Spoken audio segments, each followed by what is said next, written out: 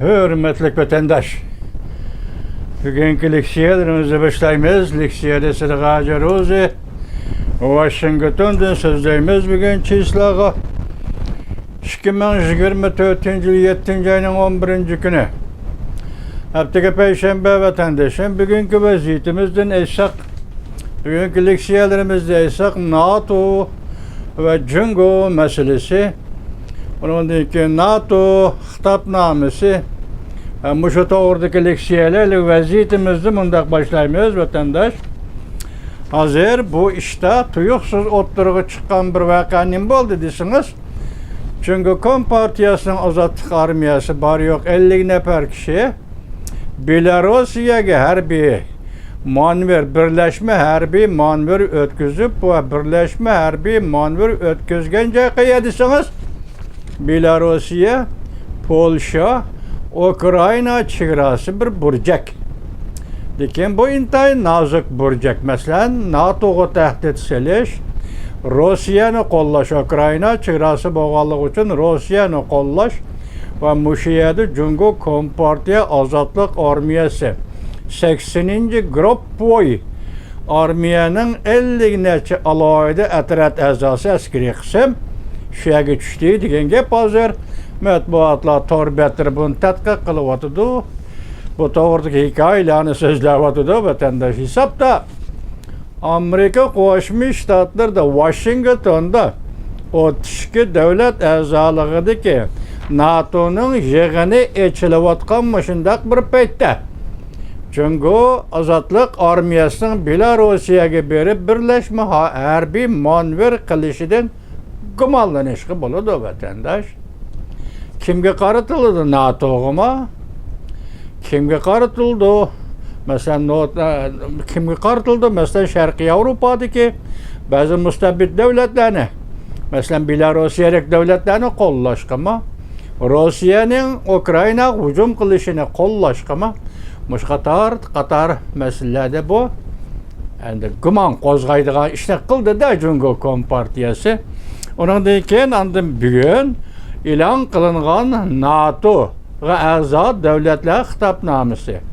Xitobnomasida bir jumla hem mavzuga elindi, hem mazmunga elindi.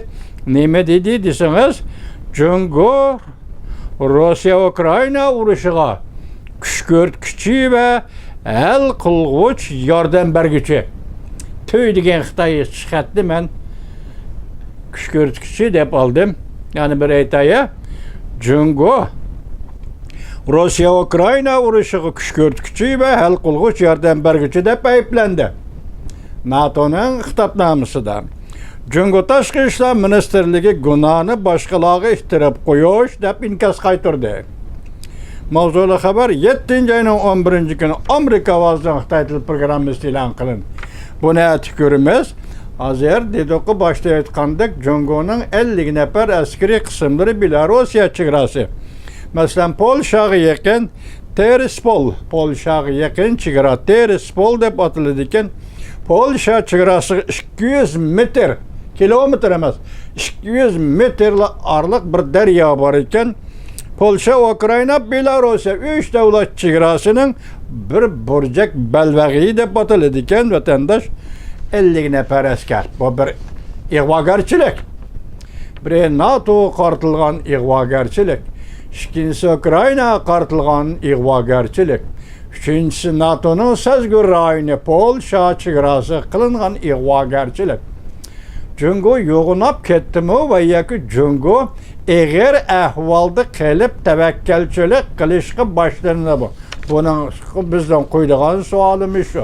O'xshash bir vaqtda Jungo yana Tayvanga qaratib mushu kunda 66 aeroplan qitim aylandı kirdi degan gap vatandoshim. Endi 3-chi vaziyat Yaponiyaning bir harbiy parxodi Jungo territoriyasi kirdi deydi. Mesela deniz tavaligi territoriyasi kirdi deydi. Bu ayrım xabar, ayrım maqola ko'ramiz vatandoshim. Buning uchun hozir Jungo qo'rg'liqqa to'g'ri batladi. Xitoy millatchi yosh gudaklari va qizil pochaq millatchilar hozir Jungo jamiyatida olatopalan ko'tarishga boshladi deydi.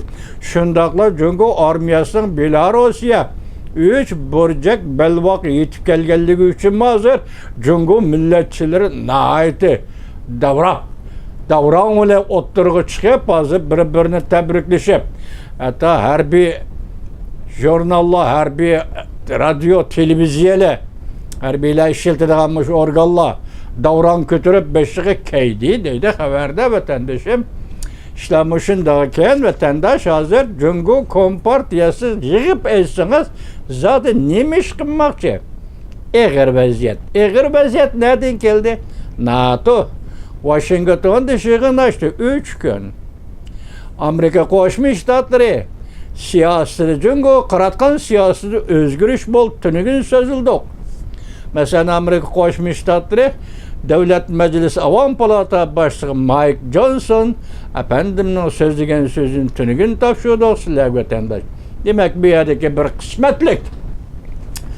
Yani bir kısmetke doğru kildiğen mesela bulup bu Jungo'nun 5'e kildiğen kısmetke doğru kildiğen bir iş. Amerika Koşmuş Ştatlarının Jungo'ga qaratkan siyaseti bilen NATO'nun Jungo'ga qaratkan siyaseti bir dakika iyi oldu vatandaş. Bir yerde hazır başka torbetleri koyulgan mavzuladı. Bu katem NATO Jungo'nu düşman dep ilan kıldı. Asaslık düşman dep ilan kıldı. Anda NATO'nun şığında ikinci bir vaziyet ve yaki kolga keltirilgen netice Ukrayna'nı NATO'ga azalıqa qabul qilishdan ibaret bu meselede o tişki devletlerin meydanı okşaş oldu. NATO'ga a'zo devletlerinin meydanı okşaş oldu. Bunu da yeniş kılmaydı dedi vatandaş. Bundan keyinki yana bir g'alaba Gollandiya ve Belgiya qatorliq devletler ve şu devletlerde turuşluq Amerika'da işlengen F-16 belgili ki harbiy kurashchi aeroplanni bugunlardan Ukrayna'nın qo'liga topshirdi efendiler. Bu katta gap vatandaş, endi bu qanday katta gap? Urush bo'lganligi uchun qo'llayotganimiz yo'q vatandaş, uni emas, uni g'arizimiz yo'q. Bu katta gap Rossiya Federatsiyasining navbatdagi siyosiy hokimiyatining oxirgi taqdiri F-16 belgilik aeroplan bilan belgilanadi. Bu to'g'rida Amerika Qo'shma Shtatlari Prezident Joe Biden hukumatining yuqori darajalik amaldori Antony Blinken shunday ko'rsatdi. Bu qatam endi Rossiyaning Ukrainada uzungacha putirib turolmaydiganligi isbotlanadi.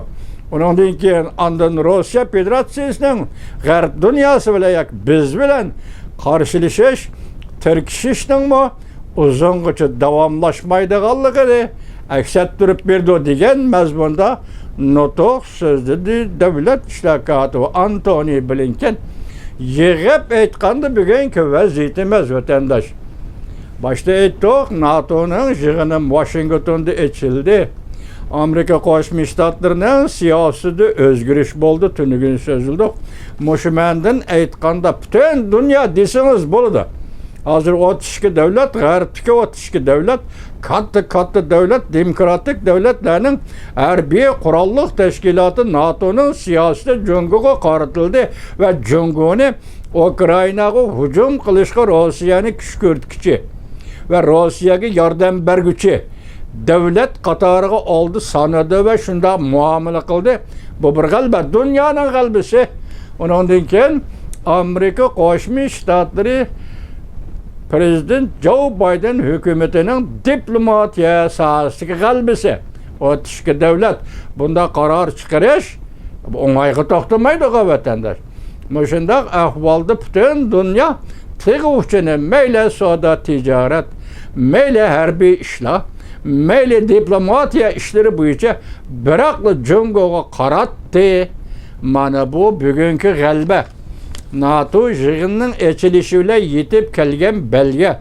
Amerika Qo'shma Shtatlarida Jungo siyosatining o'zgarishi bilan yetib kelgan g'alaba. Vatandosh, yani bundan keyin Jungo Kompartiyasining pozitsiyasi qanday bo'ldi?